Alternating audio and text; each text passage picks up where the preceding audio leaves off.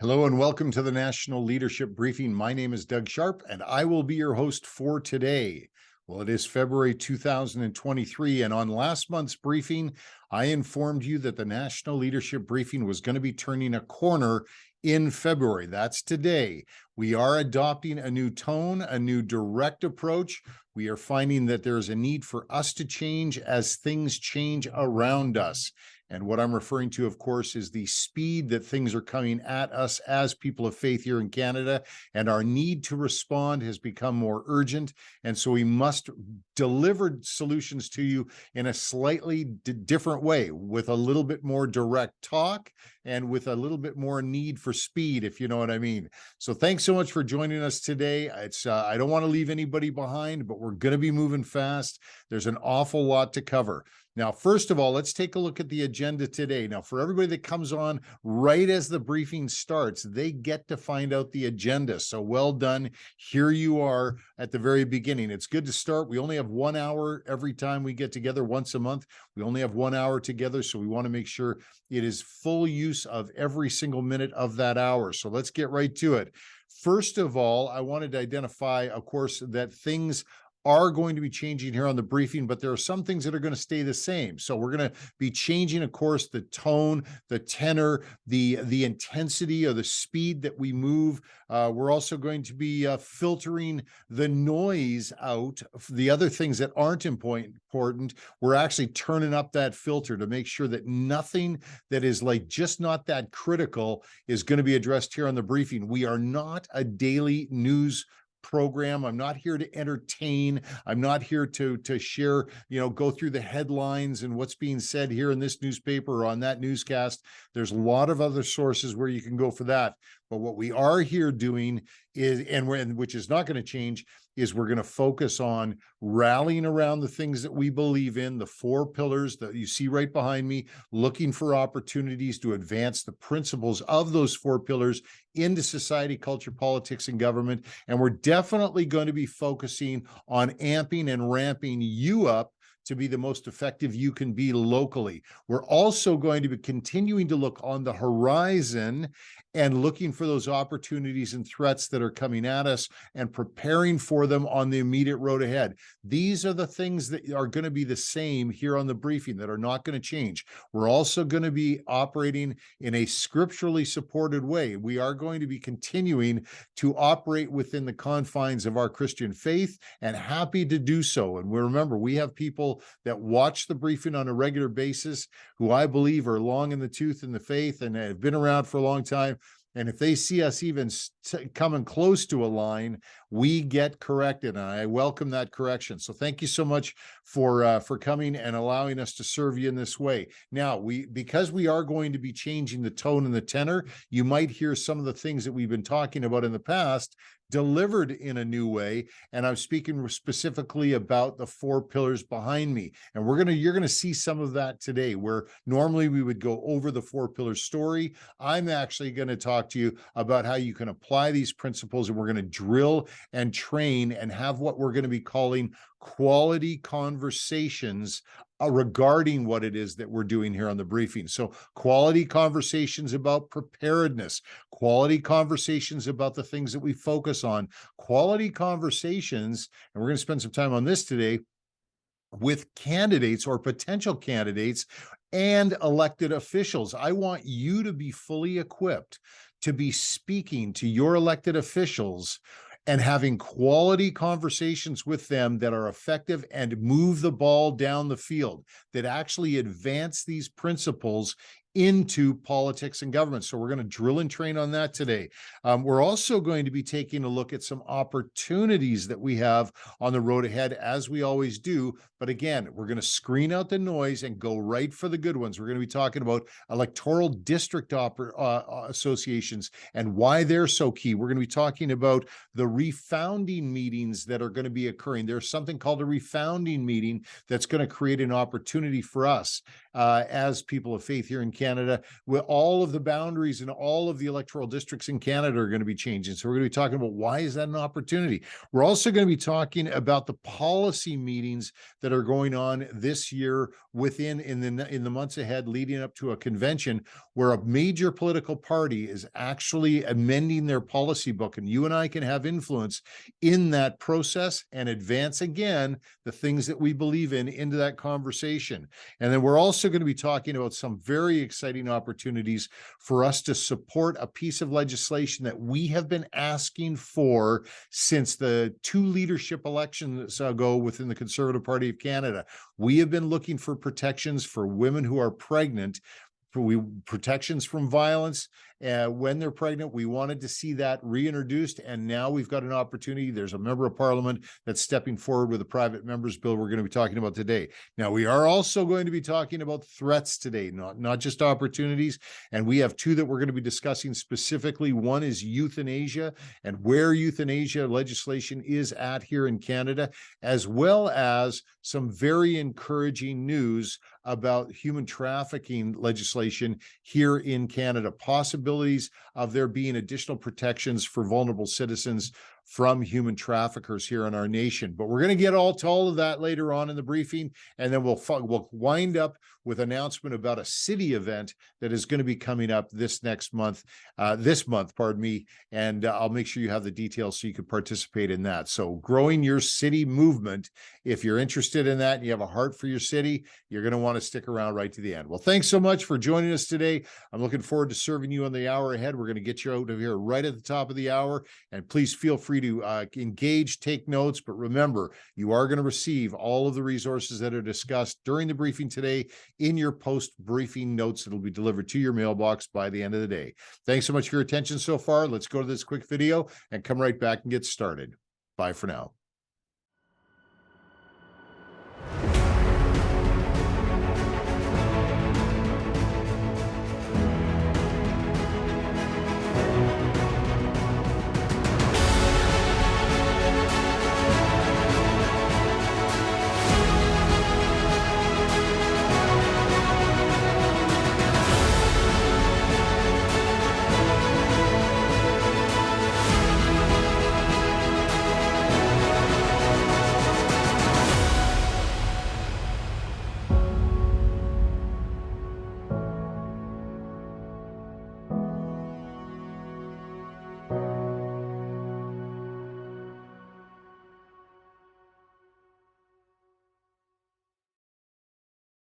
Okay, well, let's get started now. The first thing we're going to be talking about today, of course, is having quality conversations about the things that are important to us with elected officials and with candidates, people who want to become elected officials.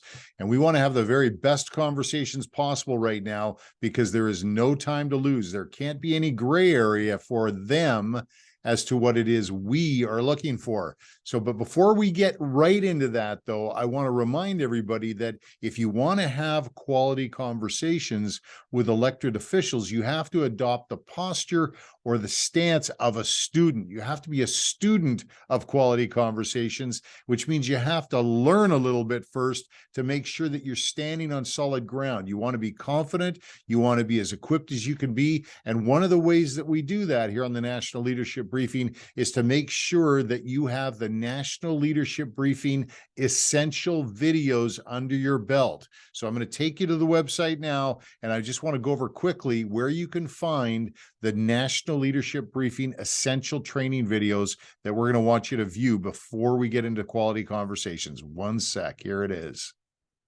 Okay, so here is the National Leadership Briefing website. So on the website, of course, on the front page, this is an excellent link to be sharing with other people, because right there, the very first thing you see is an invitation for others, people who you know, to add their voice to ours by registering for the next National Leadership Briefing. So if they register there and you click on register, that will take you to a registration page that people can get on and be sure to join us for the next briefing. Now, we're going to go back to the main page, though, because I want to draw your attention here. Up on the top here, it's called the NLB Essentials. That's the web tab right there. And on the NLB Essentials page, you're going to find Horizon training video, really short video. You're going to find the U training video. Really important that you are knowledgeable about what your authorities are and what we want you to do to prepare to utilize those authorities or to exercise those authorities. We also want you to fully understand the Sphere Authority training template. And that video there is really short as well. Doesn't take a lot of time to go through this. And of course, the all-important 4-pillar video that tells the story of where the 4 pillars came from and details about the 4 pillars themselves. So going back up to the top again, remember, it's the NLB Essentials webpage on the National Leadership Briefing website. Okay, well, I think what's going to happen is you're going to see how easy it is to watch those videos. Don't watch them passively, though. Adopt the posture of a student. Sit down, put a pen in your hand, make some notes, watch it a few times. Build your confidence by becoming familiar with the type of language that we use. And I think you'll find that that really helps you build a foundation of knowledge and confidence to move into what I was talking about before, is about that need for us to have these quality conversations at this point in time with candidates and those who are our elected representatives at all levels of government, whether it's your local municipal government leaders, provincial government leaders, or federal government leaders, or even school board trustees. Anyone who is elected to office, that is elected to serve you as a constituent, it's important that you engage with them. Now, first of all, that confidence that you have, I know it takes time to build. I'm not suggesting to you that everyone is just all of a sudden going to love the idea of running out there and having a meeting with their elected representatives about the things that are important to you. But I'm saying build it, work towards it, and know that it is an absolute must that we do that at this stage of the game. If we do not engage with our elected representatives in government, please know that there are others who do not share our views and values, who are very aggressively engaging with them, and they're talking in their other ear. So we need to balance out the input that our elected representatives are getting right now with what it is that we believe is the best way forward. And of course, we're always working to advance the 4 pillars. So we're going to drill and train on advancing these 4 principles in quality conversations with elected representatives and candidates on the road ahead. All right. So assuming you are now ready, you've made the decision, you are resolved that you are going to have a meeting with your elected representative. So you contact their office, pardon me, you get past whatever gatekeepers they have in place. Now you ignore the stripe, ignore the banner of the person, the party, the elected official. If they are a conservative member of parliament or an NDP or whatever, if they're liberal, it really doesn't matter at this point, because you're not there to talk about political leanings in one direction or another. You're there to talk about what's important to you and communicate a message to them. That's the plan. And you're going to go in with a plan that's very well thought out and organized. You're not going to get off, not going to get off subject or off topic. So what's going to happen is you're going to contact, get past the gatekeeper, establish the meeting, prepare for it. Now, my encouragement to you is that if you're uncomfortable about doing it alone, gather some people together, some fellow constituents who share your same views and values, who are willing to work with you as a unit. You're not looking for a bunch of lone wolves coming together and all individually going in there and working their own plan. No, there's one plan and you're all working together, or it's just you. And that's my recommendation. Now, I'm also not ruling out the big meetings. We can do those too, but I really want to make sure that you're comfortable planning that meeting and attending that meeting with your elected representative or with a potential candidate to communicate a message. Now, what is the message? Well, we always say that we're here to advance the principles that undergird the four pillars behind me. The first pillar you can see there, it's clear as a day. Everybody across the nation that we serve will agree with you that they want parents to have the right to raise their children the way they want. Now, what we want to do when we sit down in front of a candidate, let's start there, and we want to make sure that they know, first of all, that what I am about to communicate with you, I want you to know I love you, I care about you, I want you to know that we pray for you. We want you to be safe on the road out there while you're campaigning. But one thing is, the things I'm about to share with you are non-negotiables. So I don't want to introduce this to you as a discussion item. I just want you to know this is what I'm going to require from you if you want me to lend you my support during the election. So a candidate comes to you, a political party presents it, you have an opportunity to talk with an elected representative who's running again. This is where you can say, I am happy to lend you my support. And thank you so much for everything that you do. You can work in all the pleasantries, always do it with a smile. But I want you to know that what I'm about to share with you is non-negotiable.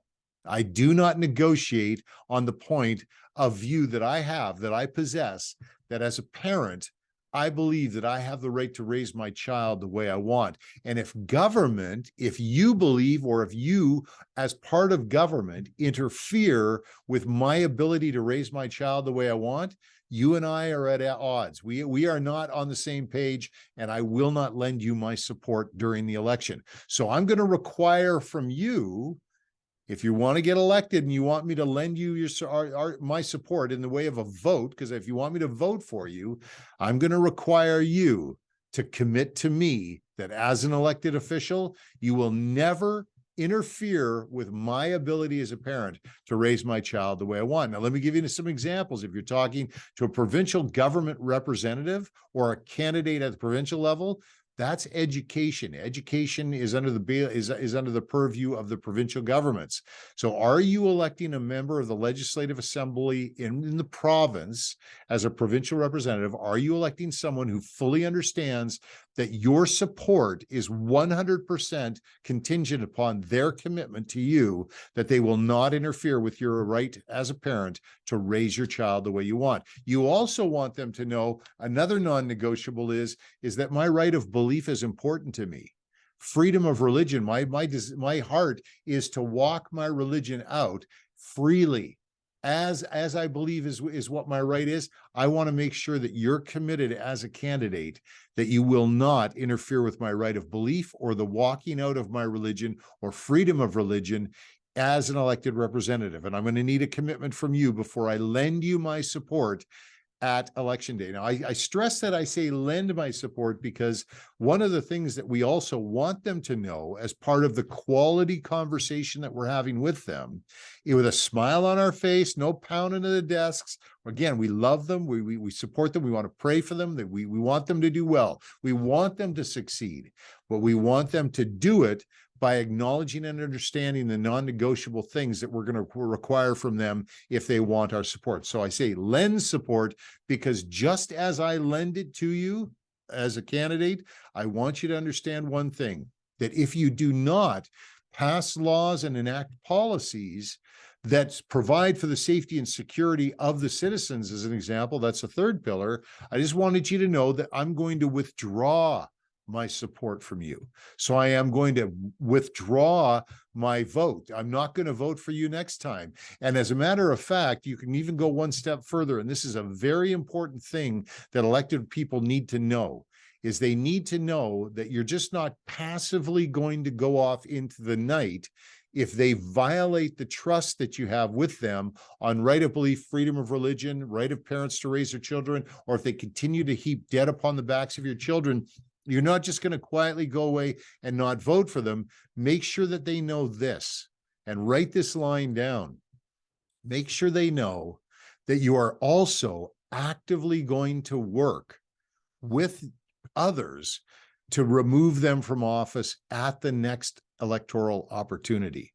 So this is very important. You're going to actively work with others to remove them from office at the next electoral opportunity. Now, I hope it doesn't come to that, Mr. Candidate. I really like to think that you're going to respect my authority as a parent to raise my child the way I want. I really like to think where you and my right of belief and freedom of religion is going to be protected by you, that you're going to rise in defense of that when it's attacked.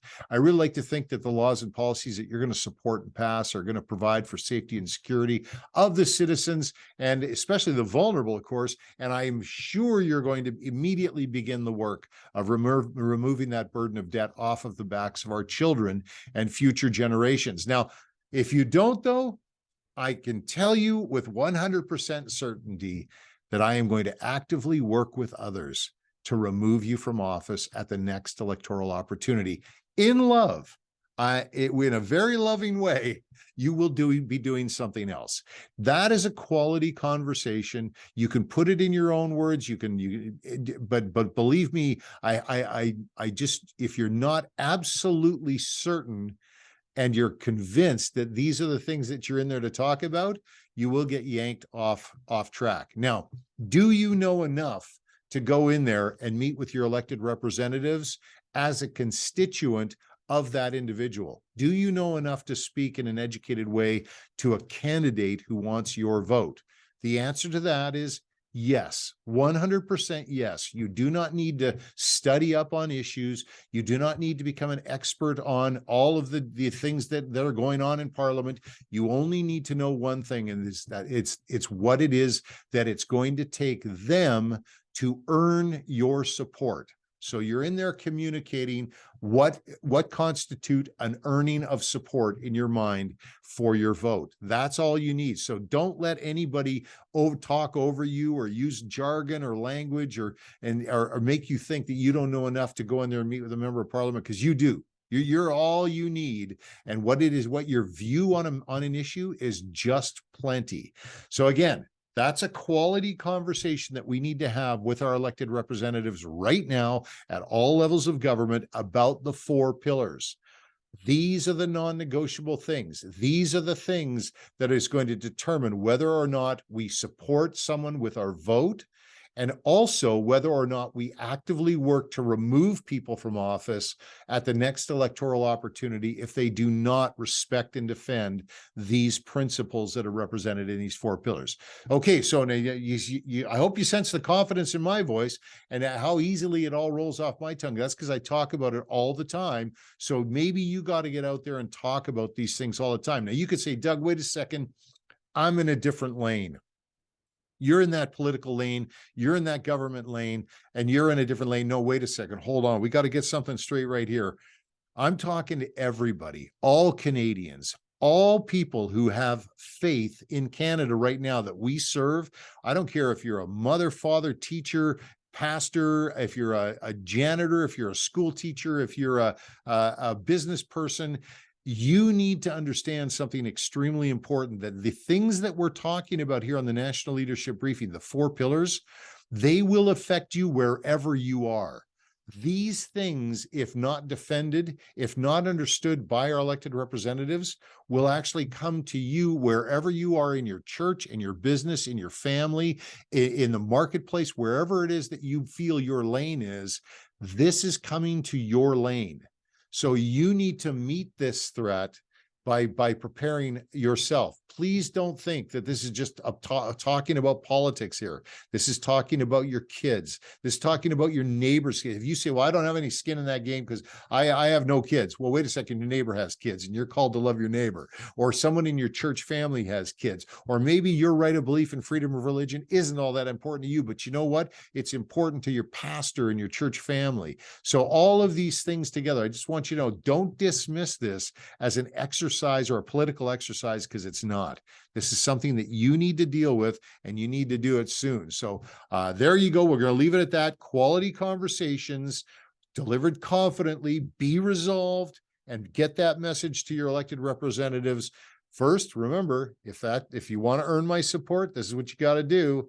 And second, if you want to keep my support, then you definitely don't want to violate these things, because I will withdraw my support and actively work to remove you from office at the next electoral opportunity. All right. Thanks so much for letting us drill and train on that issue. Now we're going to be moving to some of the opportunities that are out there right now to advance these principles, where you can actually dig in. You can actually dig in right now, not take a lot of your time, but you could participate in advancing these principles into some opportunities that we've got coming at us on the road ahead. So, all right, let's go to this quick video, come right back, and we'll talk more about that. Bye for now.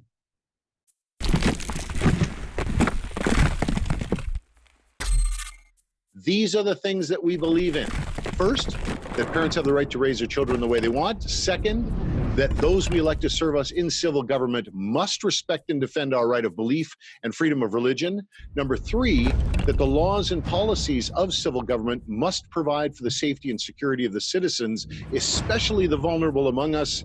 And number four, that it is inappropriate to heap debt upon the backs of our children and future generations. They came from you. They're your pillars. They're the things that you believe. That is good enough for us. That should be good enough for our elected representatives.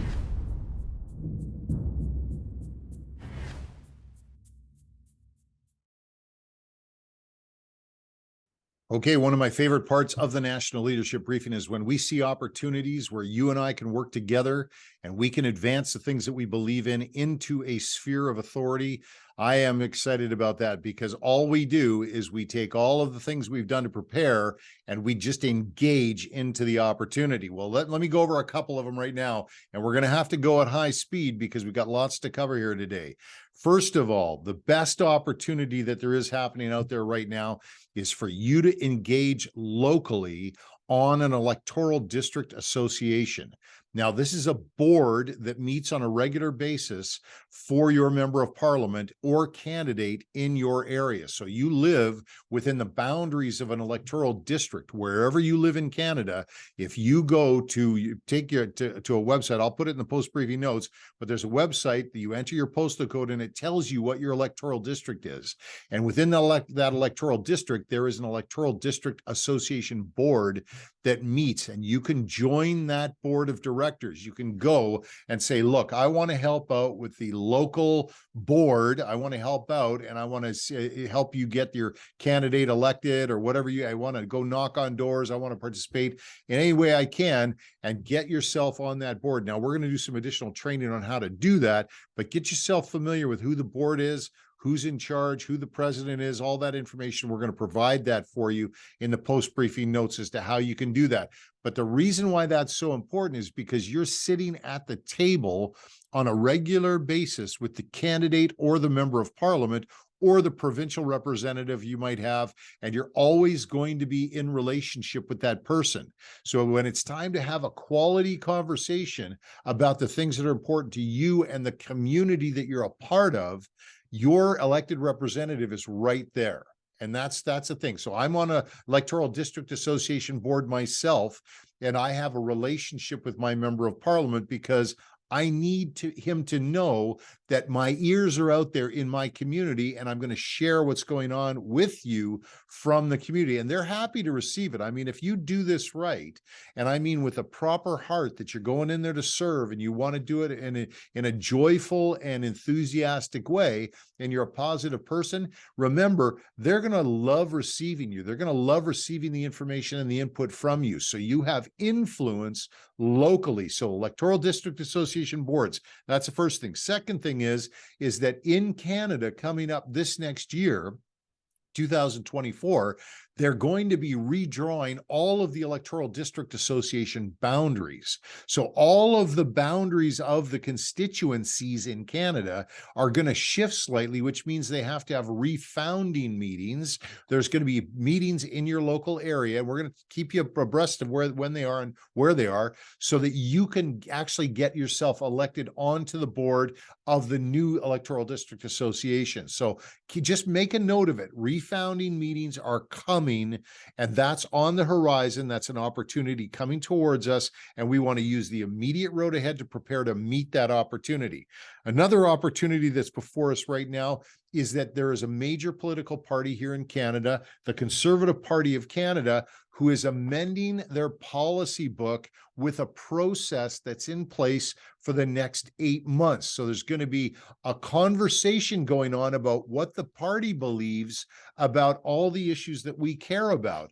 And so things like euthanasia, human trafficking, fiscal policy, protecting vulnerable citizens, the authority of parents, all of the things that we want to talk into are going to be a part of a conversation that's happening within that party. So we have an opportunity to participate in that process. So if you have been a member of that party before, or you get a membership to that party, you're going to be able to not only participate, but you're going to be able to vote on the policies that go forward to convention to get voted on. Now, you might say, Doug, I don't even know what you're talking about. I've got no time for that. Well, I've got some great news for you. You're going to learn bit by bit if you stay on the briefing over the next little while. Also, don't rule out the possibility that if you say to yourself, you know what, Doug, I am honestly too busy to actually participate in the process myself and actually go and vote and do all that stuff. Well, guess what? Maybe you're a check writer. Maybe you're the person who's going to be the financial support and provide the resources to help somebody else go in your stead to represent your views and values. So the best thing that you can do is to pull out your checkbook or transfer money to somebody who is going to help. And if you don't know who that is, then you can support our network, support our candidacy, our campaigns here, and we'll get the money to the people. But one way or another, don't just rule it out as a no-go for you. And then finally, one of the best news, I got some really good news yesterday. It was just yesterday. I got news that they're going to be bringing a piece of legislation forward to the House of Commons. It's going to be a private member's bill that is going to bring the conversation back about the need for legislation to provide additional protections for pregnant women. So when women are pregnant and they are victims of violence, we want to have a legislative framework that is going to provide necessary protections and justice for women who are harmed while they're pregnant and their children and their unborn babies, and make sure that that legislation is in place. And there is a piece of legislation coming that is going to do just that. And this is something we've been asking for now for the last 2 years, that they reintroduce a piece of legislation and have it actually brought into law. That pregnant women have additional protection. So that's coming. So get ready to respond to that. Maybe it'll be a petition. Maybe it'll be information you can share with your church family. Maybe it'll be meetings with your members of parliament to express your support with the bill. But you want to be getting ready to be there to support that piece of legislation when it gets presented in the House of Commons, because it's exactly what we need right now. All right, those are the opportunities. Now we're going to head over to the threats right away, and we're going to be talking to a couple of members of parliament about these threats that are on the horizon right now. And actually, some of them are on the immediate road ahead, not even the horizon. So we better get to it. All right, come back right after this.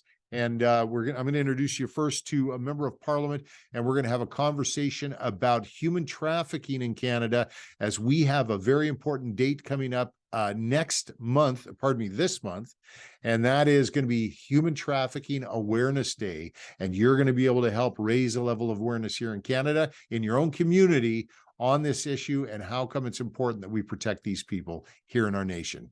I'll be right back with that right after this. It's time to wake up from our slumber and stand together, united as one. One family, one body, one church. We will not walk past the vulnerable. Say nothing, do nothing, and turn a blind eye. We are citizens of a great nation. We are good Samaritans to our neighbors. You are not alone. We are the largest unified voice in Canada. So we stand united. This is our rally cry. We are Christ to our nation.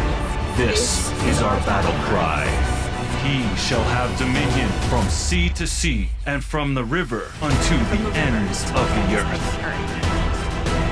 Righteousness will reign. Justice will prevail. We are united. Okay, well, as exciting as the opportunities are, the threats need our attention most certainly, because quite often in Canada, we've been finding is that the threats that we're seeing on the horizon are to the most vulnerable that live among us in our communities. And one of those threats that's on the horizon, of course, is the ever advancing desire of our government to decriminalize and even possibly legalize prostitution in our nation.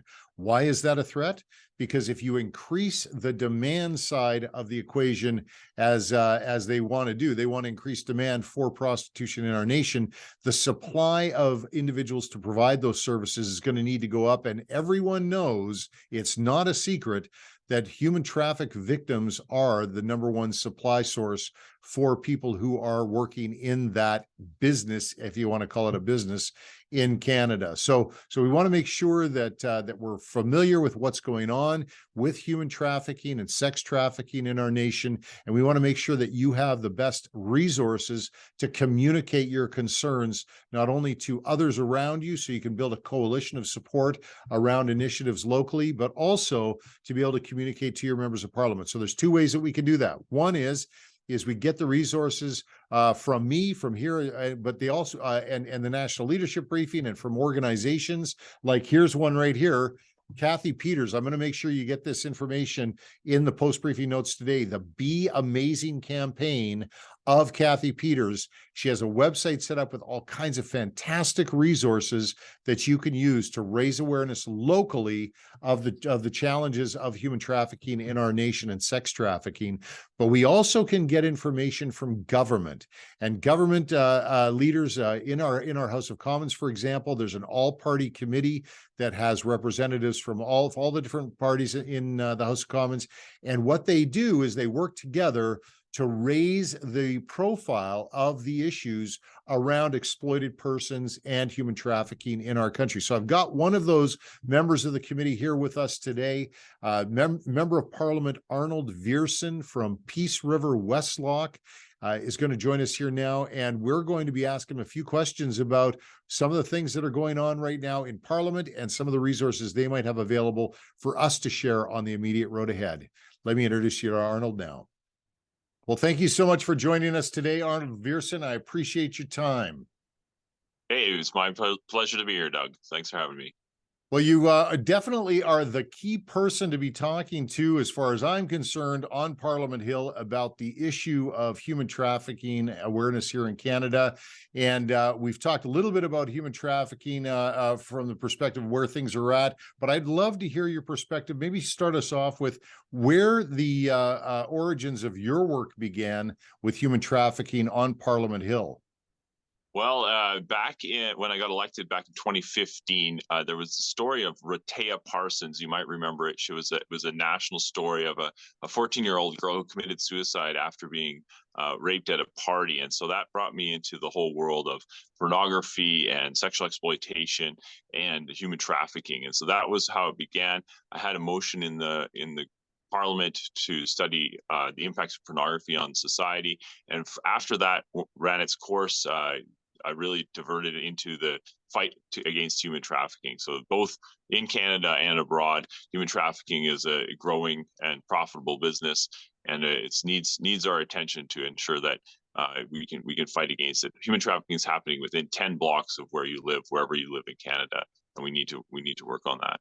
Absolutely. And you definitely drew the attention of this work or the need for this to your friends in Parliament. And you passed a motion recognizing the very first National Human Trafficking Awareness Day.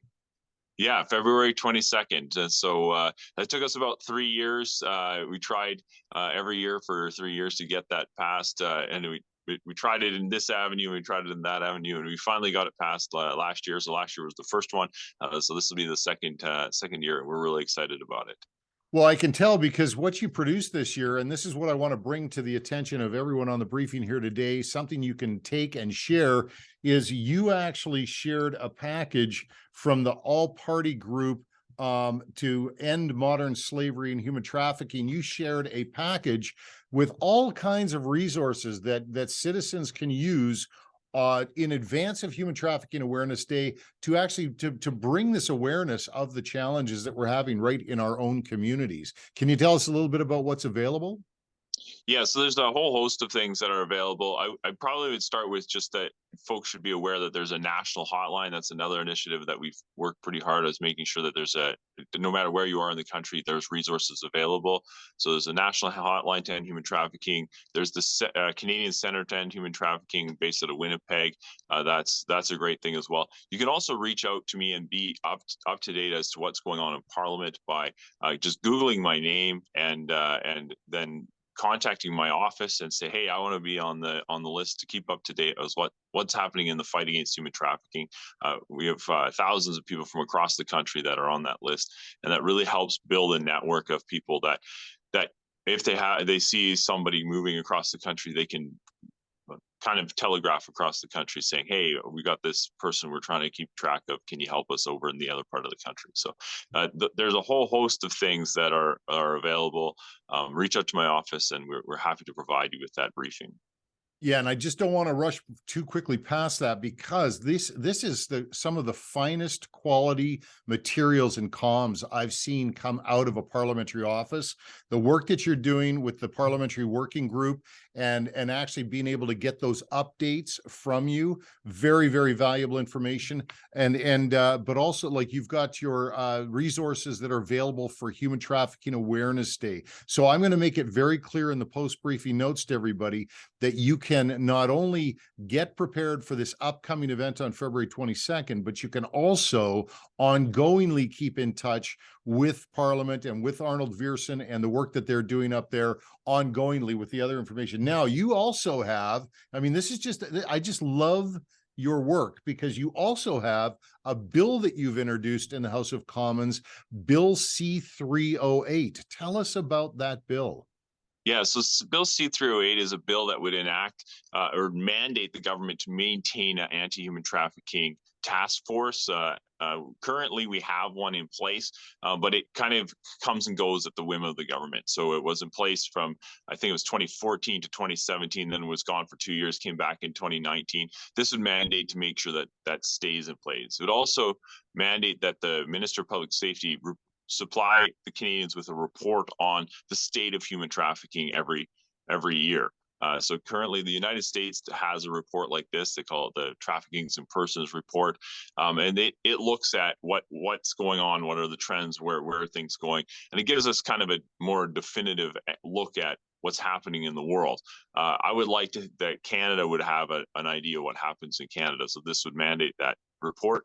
And it would also have, with the national task force, that it would have deliverables. Currently, we have a task force in place to end human trafficking and modern day slavery, but there's no real teeth to it. It's they spend a lot of money, but we have no idea if the money is being spent appropriately or just going off into the ether. There's no back check to say, hey, we spent all this money, did it actually achieve anything on the back end? And so this would make sure that you would have to do this review of say, hey, these are the items we're trying to achieve, these are the targets we're trying to achieve, and then every 2 years say, okay, did we achieve them? And so that's the hope with this current bill.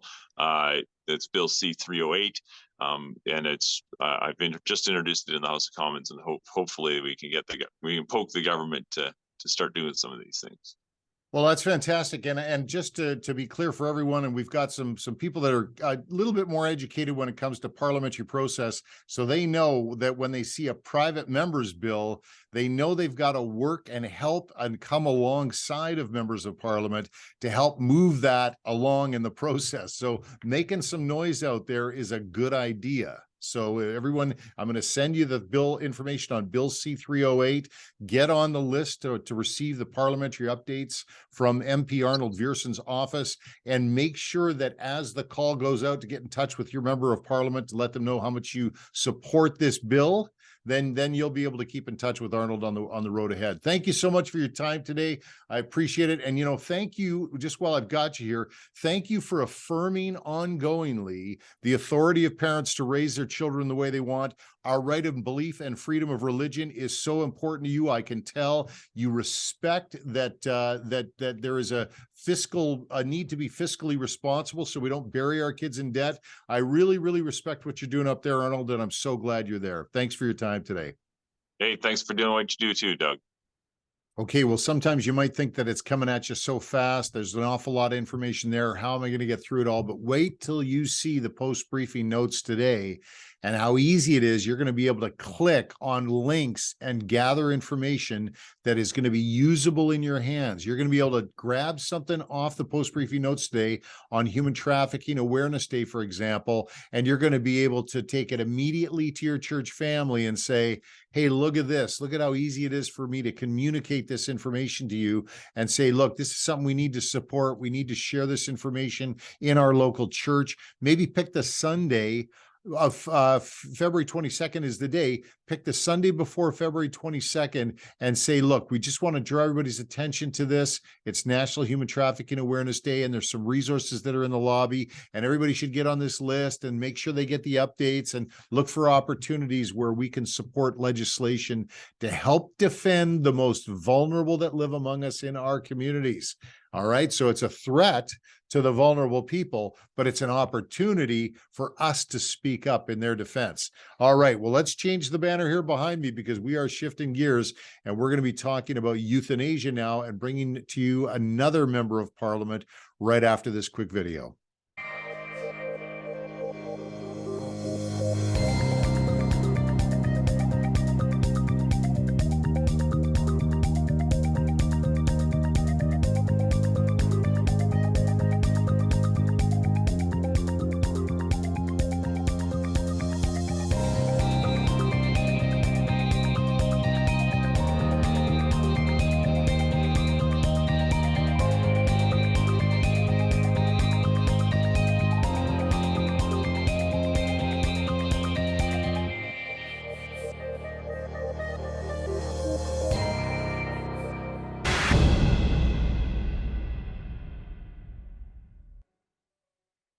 Well, for those of you who've been on the briefing for a while, you know that we have been on the euthanasia file right from 2016 when the Supreme Court decision first came down instructing Parliament to remove the barrier in law to allow for assisted death.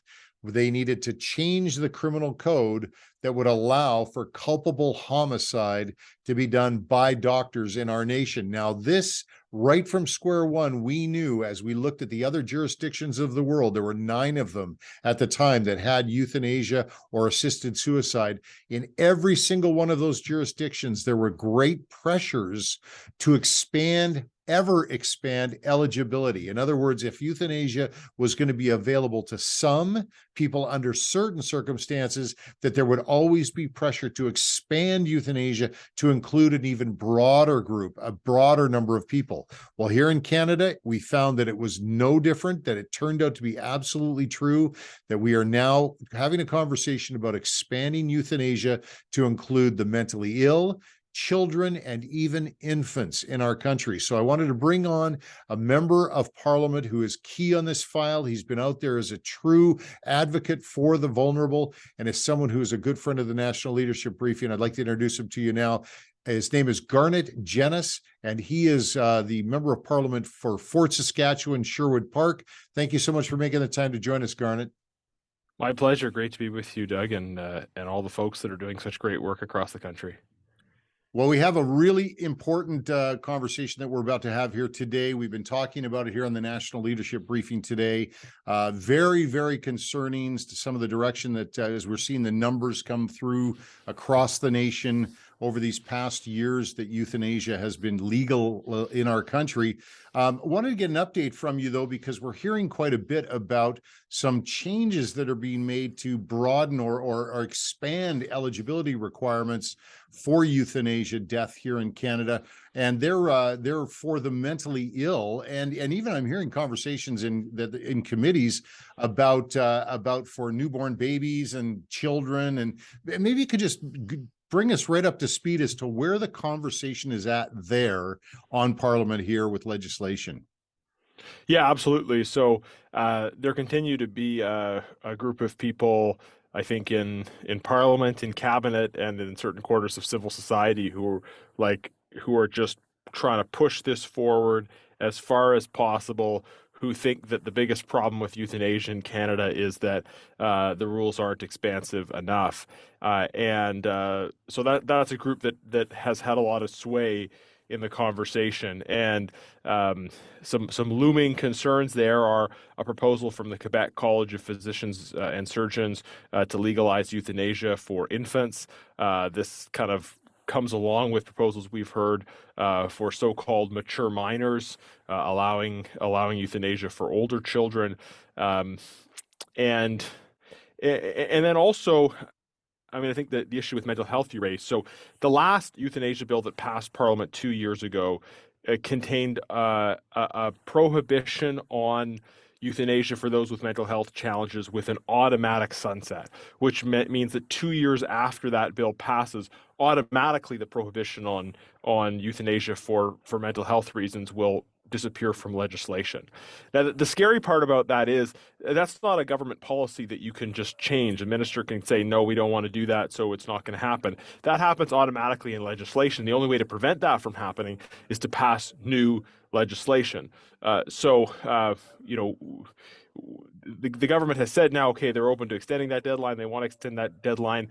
I'm not sure how sincere they are, in part because we still haven't seen any legislation tabled. So if they really want to extend that deadline, they have to table legislation and do it fast. Otherwise, it's going to happen automatically that euthanasia will open up for those with mental health challenges. And there will be, I think, further pushes for children and for other things.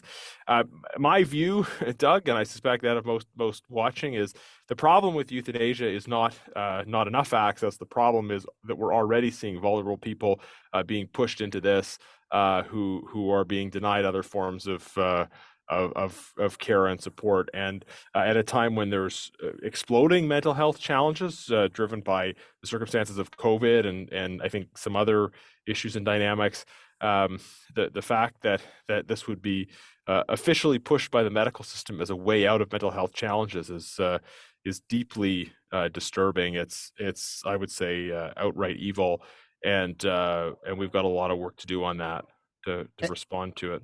And you are doing a lot of work out there. I mean, I take a look at the members of caucus up there, or your caucus, that are standing up and just challenging and have been challenging this for years.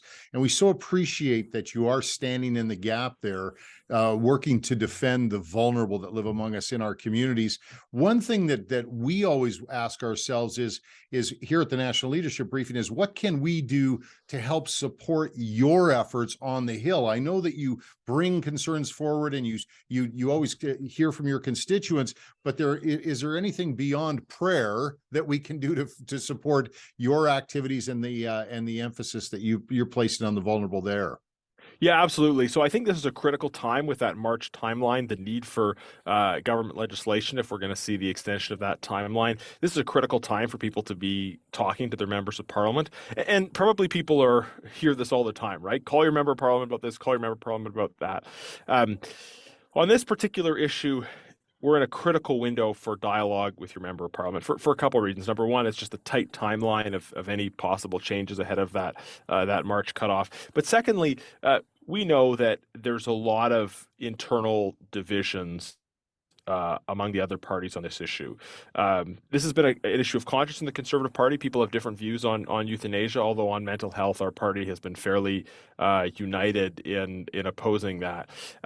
Within the Liberal caucus, even if it doesn't show up in the votes, even if people sort of chicken out when it comes to actually casting their ballot a lot of the time, I know that there is a lot of discomfort about what's happening with euthanasia, how fast it's moved, how far it's moved.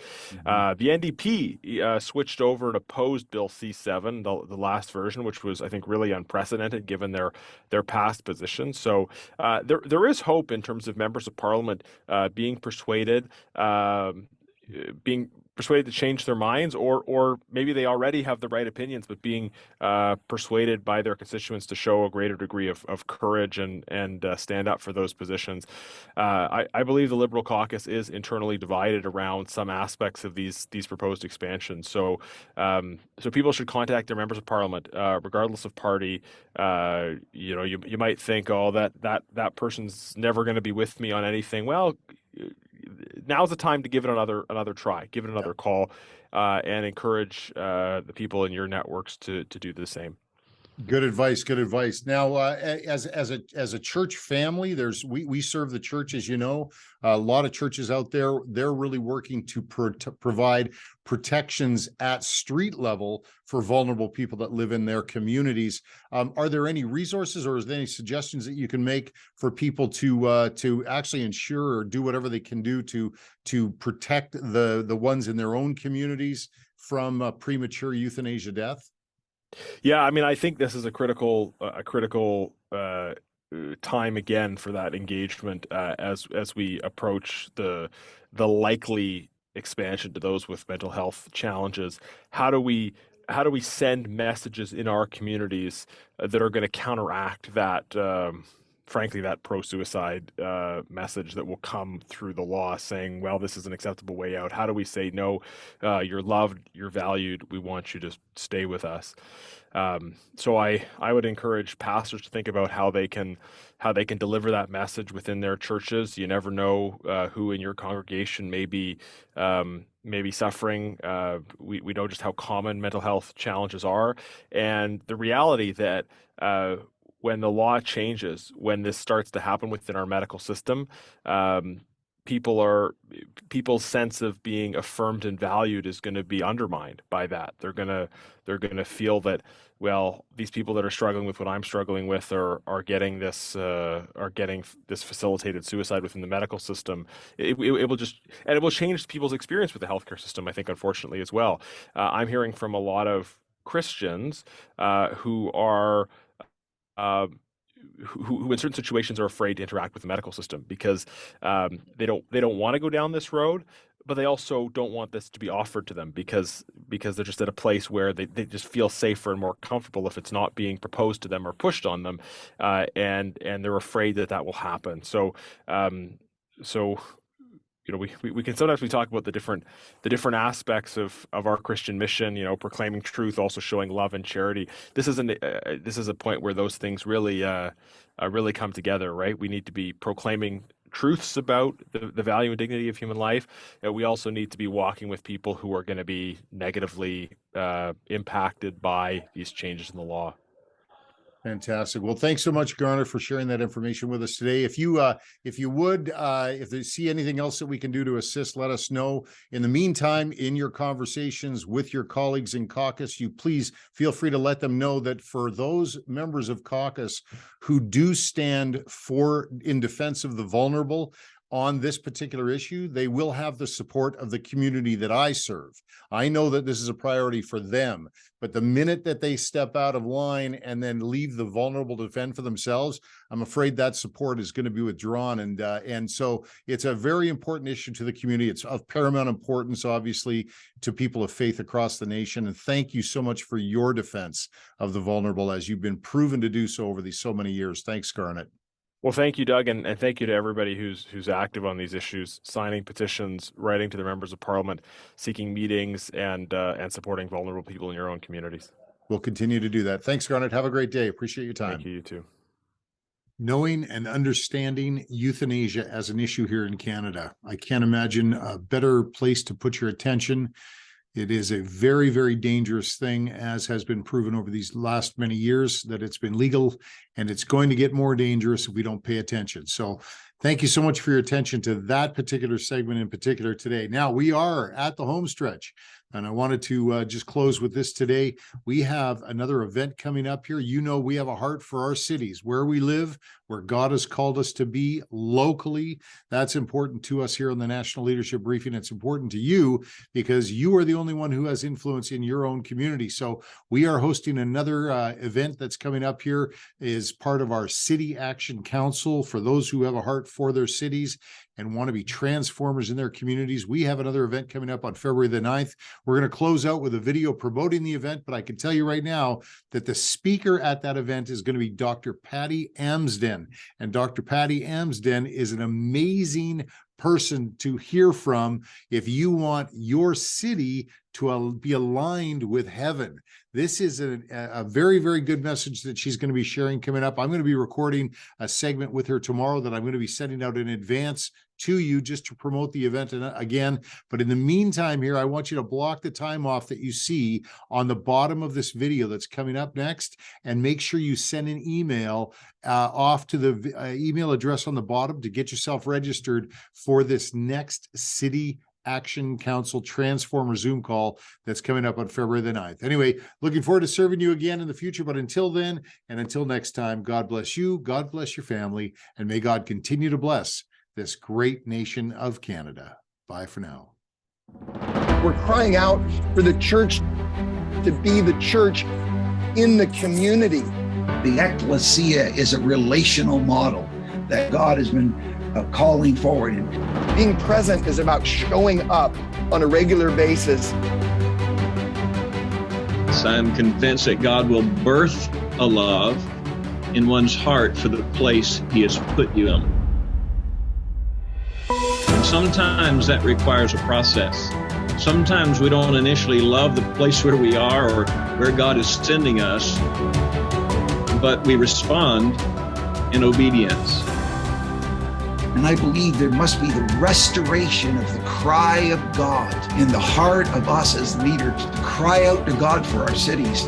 And for those of you who have a heart for your local community, then I would encourage you to participate in what we call Transformer Calls, focused on your engagement and the love that you have for your communities.